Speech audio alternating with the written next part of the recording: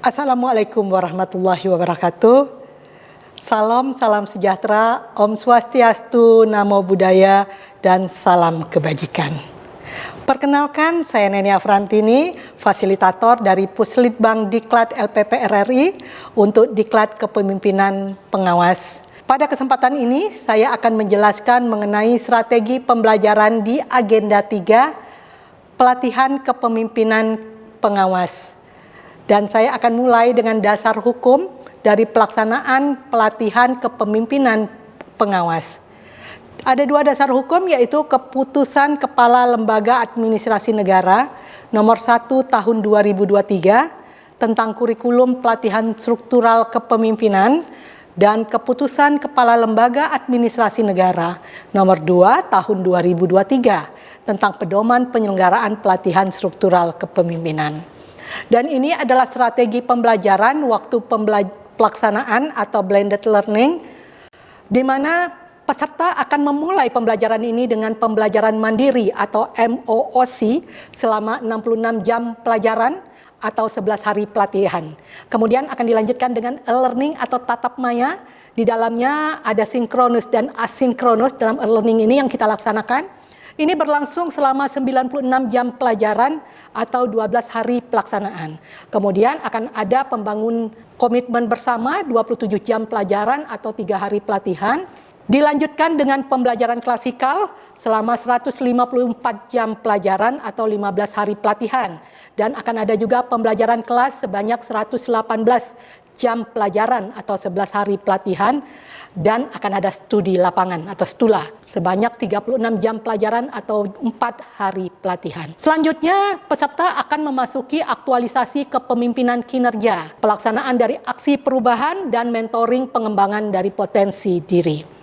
Kemudian kembali ke Diklat untuk melakukan pembelajaran klasikal tahap kedua, di mana akan berlangsung seminar aksi perubahan dan pelaporan pengembangan potensi diri. Ada 4 agenda dalam pelatihan kepemimpinan pengawas, yaitu agenda 1 mengenai kepemimpinan Pancasila dan bela negara, agenda 2 kepemimpinan pelayanan, agenda 3 pengendalian pekerjaan, dan agenda 4 aktualisasi kepemimpinan pelayanan. Untuk agenda 3 ini dilaksanakan sebanyak 76 jam pelajaran atau setara dengan 3.420 menit. Melalui agenda 3 ini, peserta akan dibekali dengan kemampuan berkomunikasi dalam pelayanan publik, merencanakan kegiatan pelayanan publik, menyusun RKA pelayanan publik, kemudian memahami tentang pelayanan publik yang berbasis digital, manajemen mutu dan pengawasan, serta mengendalikan pelaksanaan kegiatan pelayanan publik.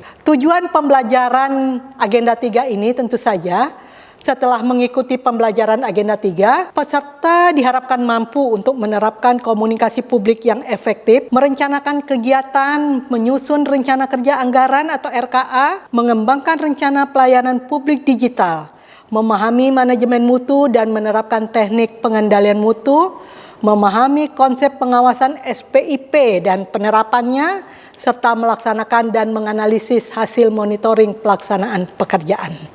Saya akan menjelaskan hubungan dari agenda yang ada, dari 4 agenda yang ada dalam PKP. Diawali dengan kepemimpinan Pancasila dan bela negara, ini menjadi dasar atau fondasi pemahaman tentang kepemimpinan Pancasila dan bela negara yang ada di agenda 1, maka peserta akan bisa melanjutkan ke agenda kedua mengenai kepemimpinan pelayanan. Jadi bagaimana kita menggali ide-ide itu akan muncul di agenda kedua dengan dasar dari jiwa Pancasila dan bela negara yang sudah ada di diri Bapak dan Ibu. Kemudian dari agenda kedua, maka akan berlanjut lagi ke agenda ketiga. Bagaimana dari menggali ide, kita melanjutkan bagaimana mengendalikan pekerjaan, merencanakan anggaran, menjaga jaminan mutu, pengawasan, dan lain sebagainya. Dari agenda ketiga, kita melanjutkan ke aktualisasi kepemimpinan pelayanan di agenda keempat. Selanjutnya Bapak dan Ibu, kita akan melihat jadwal pembelajaran pada agenda 3. Adapun jadwal pembelajaran agenda 3, kita awali dengan shift learning pada hari pembelajaran ke-6, ke-7, dan ke-9 selama 16 jam pelajaran. Kemudian e-learning atau tatap maya, sinkronus di hari ke-15, 16, dan 18 selama 9 jam pelajaran, dan asinkronus pada hari ke-15, 16, dan 17 selama 18 jam pelajaran, dan klasikal di hari ke-31 hingga 34 selama 33 jam pelajaran. Selanjutnya kita akan masuki strategi pembelajaran e-learning atau tatap maya. Di e-learning hari pertama atau hari ke-15 akan diawali dengan sinkronus 3 JP dan dilanjutkan dengan asinkronus sebanyak 4 JP. Dalam sinkronus tentu fasilitator akan mengucapkan salam, memperkenalkan diri, juga mengenal peserta, menyampaikan judul, menyampaikan tujuan, kemudian mereview tentang perjalanan pelatihan PKP, mereview hubungan antara agenda 3 dengan agenda lainnya, membahas esai yang telah dibuat peserta pada pembelajaran mandiri, kemudian menguatkan pemahaman peserta tentang agenda 3, menyimpulkan dan memberikan tugas kelompok serta aturan mainnya, dan menutup dengan motivasi dan salam penutup. Ketika asinkronus tentu fasilitator akan mendampingi peserta melalui WA Group. Jadi kita tetap berkomunikasi dan memastikan bahwa peserta melaksanakan tugas. Di e-learning hari kedua atau hari ke-16 diawali dengan asinkronus, di mana peserta akan melanjut mengerjakan tugas dan fasilitator memastikan dan mendampingi melalui WA Group dan mengingatkan untuk segera mengirimkan tugas sesuai aturan yang ada. Kemudian dilanjutkan dengan sinkronus sebanyak 2 JP. Di sinkronus ini tentu saja akan disampaikan permainan untuk membangun suasana, kemudian kelompok akan mempresentasikan tugas kelompoknya, akan dilakukan review terhadap tugas kelompok, kemudian juga memberikan penugasan baru, kemudian menutup dan memotivasi peserta. Setelah itu akan dilanjutkan dengan asinkronus di mana peserta kembali akan melakukan atau melaksanakan tugas kelompok sebanyak 3 JP dan mengikuti aturan, dan fasilitator akan memantau dan berkomunikasi melalui WA Group. Kemudian di e-learning hari ketiga akan dimulai dengan asinkronus, jadi peserta akan melanjutkan menjalankan tugas kelompok dan fasilitator hanya memastikan dan mendampingi peserta dalam menjalankan tugas kelompok ini. Kemudian di e-learning hari keempat atau hari ke-18 akan dibuka dengan sinkronus 4 JP, di mana seperti biasa fasilitator akan menyapa peserta, menanyakan perasaannya, mempersilakan presentasi kelompok, membuka ruang diskusi, menyimpulkan hasil pembelajaran, dan menutup serta memotivasi peserta karena peserta akan memasuki tahap berikutnya yaitu agenda keempat. Selanjutnya kita akan memasuki strategi pembelajaran klasikal. Untuk klasikal hari pertama atau hari pembelajaran ke-31 ini berlangsung sebanyak 3 JP. Fasilitator akan menyapa, memperkenalkan diri, kemudian akan memberikan permainan yang bisa menyemarakan suasana, kemudian akan mereview mata pelatihan dengan cara berdiskusi dengan peserta. Kemudian akan menutup dan memotivasi peserta. Di klasikal hari kedua, ini durasinya lebih panjang sebanyak 12 jam pelajaran. Selain menyapa dan membuka pertemuan, juga akan dibuka dengan icebreaking untuk menyemarakan suasana, kemudian akan diberikan dasar-dasar pemahaman sebelum dilakukan penugasan kepada perorangan maupun kelompok. Kemudian akan dilakukan sesi presentasi dari tugas kelompok ini dan diakhiri dengan memberikan penugasan untuk besok harinya. Dan kita masuk di klasikal hari ketiga atau hari pembelajaran ke-33, 9 JP.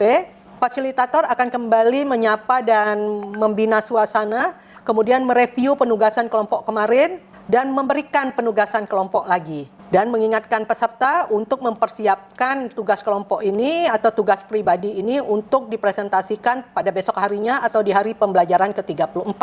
Dan di klasikal hari keempat atau hari pembelajaran ke-34 ini berlangsung selama 9 JP. Fasilitator akan menyapa, mereview penugasan, kemudian mempersilakan peserta secara kelompok maupun perorangan sesuai penugasan untuk mempresentasikan, kemudian akan mengajak peserta untuk aktif mengkritisi presentasi yang telah dilakukan, kemudian membangun suasana dengan icebreaking, dan dilanjutkan lagi dengan mereview penugasan peserta. Diminta kepada peserta untuk memberikan pendapatnya tentang pembelajaran, kemudian menutup dan memberikan motivasi karena peserta akan melaksanakan tugas akhir pembelajaran berupa stula, evaluasi akademik, dan juga proper. Baik Bapak dan Ibu, itu tadi strategi pembelajaran yang akan saya terapkan dalam pelaksanaan PKP untuk agenda 3. Jika kamu ingin menjadi pemimpin yang menarik orang-orang berkualitas, kuncinya adalah menjadi pribadi yang berkualitas. Cimroh. Terima kasih dan wabillahi taufik wal hidayah. Wassalamualaikum warahmatullahi wabarakatuh. Semoga bermanfaat.